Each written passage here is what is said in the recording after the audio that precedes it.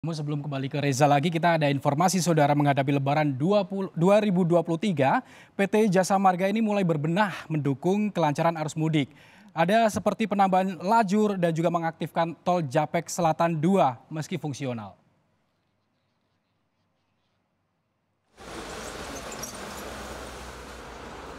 Buat Anda yang mudik melalui tol Jakarta Cikampek, PT Jasa Marga telah memperlebar lajur di tol Jakarta Cikampek dari 3 menjadi 4 lajur di kedua arah.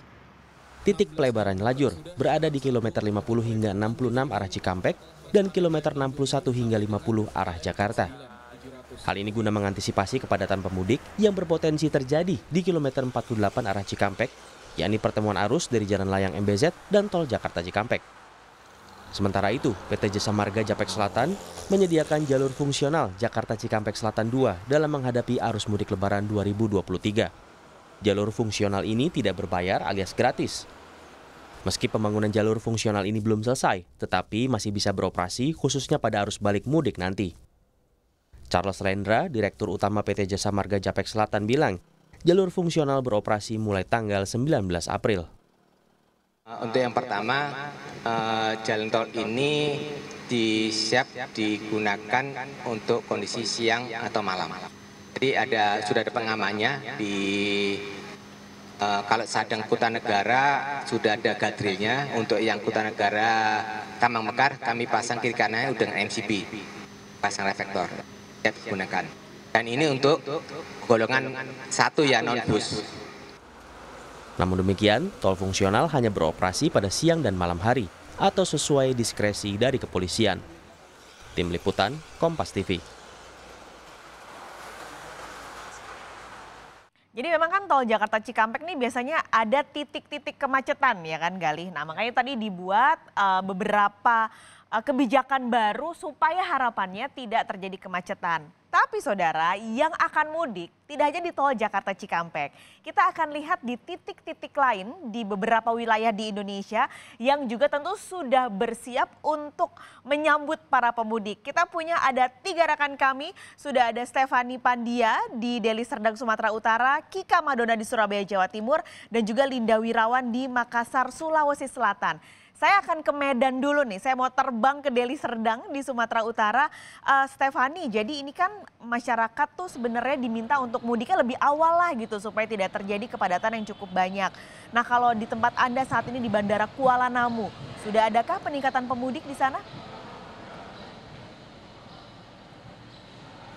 Ya Pak Skalis dan juga saudara, jika kita berbicara dengan arus mudik jelang Hari Raya Idul Fitri 2023, tentunya ini berbagai persiapan juga telah dilakukan oleh pemerintah dan juga stakeholder terkait guna kesiapan dan kenyamanan penumpang yang ingin mudik seperti itu. Nah seperti salah satunya kita ketahui bahwa moda transportasi yang sering digunakan oleh masyarakat untuk mudik baik dari luar Sumatera ataupun untuk keluar masuk ke Sumatera seperti itu, yaitu moda transportasi udara. Nah tadi Pak Skalis, saya sejak pagi sudah berada di Bandara Internasional Kuala Namu Deli Serdang Sumatera Utara, dan menurut hasil pantauan dan informasi yang kami dapatkan dari pihak bandara bahwa untuk hari ini jumlah penumpang baik yang datang ataupun yang pergi dari Bandara Kuala Namu ini masih terbilang normal dengan jumlah penumpang ini sekitar 16.000 sampai 17.000 penumpang per harinya. Dan untuk mengantisipasi lonjakan penumpang jelang Hari Raya Idul Fitri seperti itu, ini memang pihak dari Bandara Kuala Namu ini akan membangun mendirikan posko terpadu seperti itu pada hari ini tanggal 14 April 2023. Di mana nantinya posko terpadu ini akan petugas bandara ini akan bekerja sama dengan stakeholder terkait di bandara, begitu juga dengan TNI dan Polri guna menjaga keamanan dan kenyamanan bagi penumpang yang ingin melakukan perjalanan menggunakan moda transportasi udara di Bandara Internasional Kuala Namu. Di mana Pak Skalis diprediksi bahwa untuk puncak dari mudik ini diperkirakan akan terjadi pada tanggal 19 April 2023 atau 2 hari sebelum perayaan Hari Raya Idul Fitri. Dan untuk arus balik ini diperkirakan puncaknya akan terjadi pada 5 Mei 2023 dengan jumlah penumpang ini diperkirakan akan mencapai 27.000 nantinya per harinya. Nah untuk saat ini kami tadi sempat mengkonfirmasi kepada pihak bandara apakah ada penambahan jumlah penerbangan. Untuk saat ini belum ada dilakukan penambahan, namun penambahan ini mungkin mungkin dilakukan jika terjadi lonjakan yang signifikan. Nah, selain dari kesiapan di bandara, Paskalis dan juga saudara, ini tentunya pemerintah dari Sumatera Utara juga telah melakukan kesiapan bagi masyarakat yang ingin melakukan mudik dengan menggunakan moda transportasi darat. Diketahui bahwa salah satu ruas tol ini yang hampir rampung dan rencananya akan difungsionalkan nanti pada saat mudik, yaitu ruas tol Dolok Merawan Sinaksak dengan panjang jalan ini lebih dari 15 km, di mana pihak kepolisian ini sudah melakukan uji jalan dengan menggunakan kecepatan sedang seperti itu, dan hasil pantauan dari pihak kepolisian bahwa masih ada beberapa puing-puing bekas pembangunan seperti itu di sekitaran jalan tol, dan nantinya ini akan dibersihkan untuk menghindari kecelakaan bagi para pengguna jalan tol untuk mudik seperti itu. Dan diketahui bahwa ruas tol ini sendiri diharapkan nanti dapat mengurai kendaraan dan mempersingkat waktu tempuh bagi masyarakat yang ingin mudik, dan tentunya pihak dari TNI Polri juga akan disiagakan di titik-titik ataupun jalur-jalur alternatif pada jalur mudik bagi masyarakat nantinya. Paskalis. Terima kasih Stefani, jadi belum ada peningkatan, masih normal di Bandara Kuala Namu, beberapa tol juga sedang disiapkan untuk menyambut pemudik. Terima kasih Stefani melaporkan langsung dari Bandara Kuala Namu, Deli Serdang, Sumatera Utara. Kita selanjutnya akan menyapa jurnalis Kompas TV Kika Madona. Sepertinya Kika Madona ini ada di Suramadu, Jawa Timur. Kika, jika saya lihat di belakang Anda ini arus lalu lintasnya masih lancar, mungkin ada kesiapan khusus untuk arus mudik kali ini?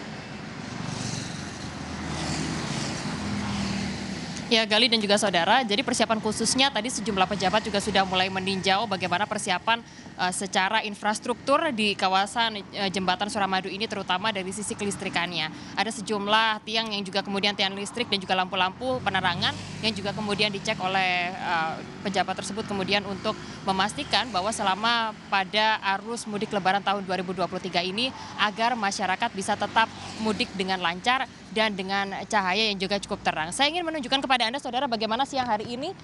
Kalau dilihat di jembatan Suramadu masih belum terlihat adanya kepadatan arus lalu lintas. Jadi di sini untuk sekitar 1 menitnya masih hanya sekitar 5 sampai dengan 10 kendaraan saja. Itu pun masih didominasi dengan kendaraan roda 2 atau sepeda motor. Sedangkan untuk mobil untuk setiap menitnya sekitar ada 1 sampai dengan 2 mobil saja.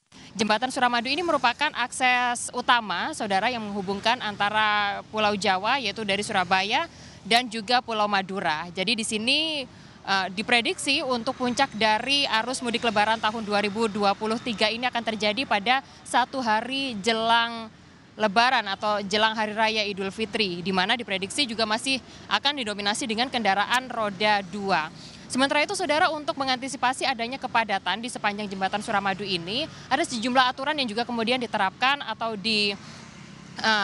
ada sejumlah larangan yang juga kemudian diimbau kepada masyarakat agar yang pertama tidak berhenti di tengah jembatan Suramadu. Dan yang kedua tidak melakukan foto selfie di sepanjang jembatan Suramadu. Hal ini dilakukan agar tidak terjadi kemacetan di sepanjang jalur di jembatan Suramadu ini.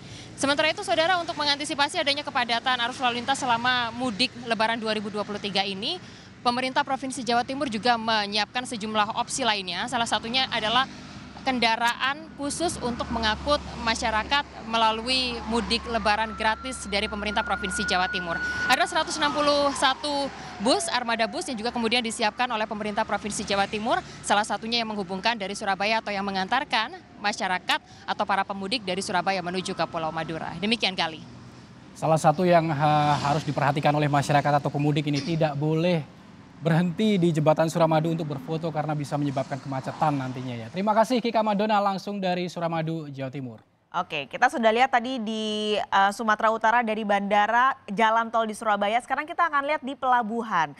Linda Wirawan sudah ada di Pelabuhan Soekarno-Hatta, Makassar, Sulawesi Selatan. Linda mungkin memilih untuk mudik lewat pelabuhan atau melalui laut dan kapal ini jumlahnya mungkin tidak sebanyak dengan yang memakai motor, mobil ataupun pesawat. Tapi bisa Anda ceritakan di sana persiapannya seperti apa? Adakah kebijakan-kebijakan khusus yang dibuat Pelindo di sana, Linda? Baik Pak Skalis dan juga saudara, tadi kami sempat berbincang bersama dengan otoritas Pelabuhan Utama Makassar, apa sih kemudian yang akan dilakukan jika misalnya terjadi lonjakan penumpang seperti itu. Dan dari pihak otoritas Pelabuhan Utama Makassar mengatakan bahwa mereka akan meminta tambahan kapal dan juga akan mengerahkan seluruh armada kapal yang ada di Kota Makassar untuk kemudian meningkatkan jumlah kapasitas untuk para penumpang yang ingin mudik melalui jalur transportasi laut di Pelabuhan Soekarno-Hatta, Kota Makassar.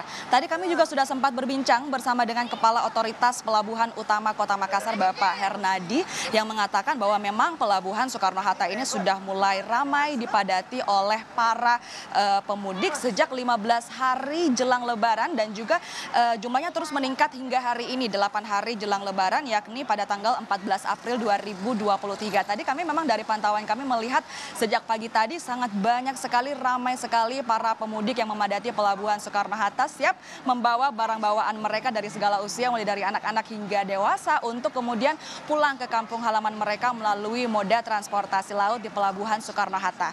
Untuk rekapitulasi jumlah penumpang, saudara, dari 15 hari jelang Lebaran hingga 8 hari jelang Lebaran pada hari ini, saudara, ada sebanyak 14.554 jiwa yang dibagi menjadi ada 5.952 jiwa yang naik di Pelabuhan Soekarno-Hatta dan ada sebanyak 8.602 jiwa yang turun di Pelabuhan Soekarno-Hatta, saudara. Dan memang jumlah penumpang ini meningkat 58% dari periode waktu yang sama di tahun sebelumnya, di tahun 2022 yang ada sebanyak 9.193 jiwa. Dan juga dari data yang kami dapatkan, saudara, per 13 April 2023 kemarin ada sebanyak 2.592 jiwa yang naik di Pelabuhan Soekarno-Hatta dan juga ada 2.028 jiwa yang turun di Pelabuhan Soekarno-Hatta. Pak Skalis.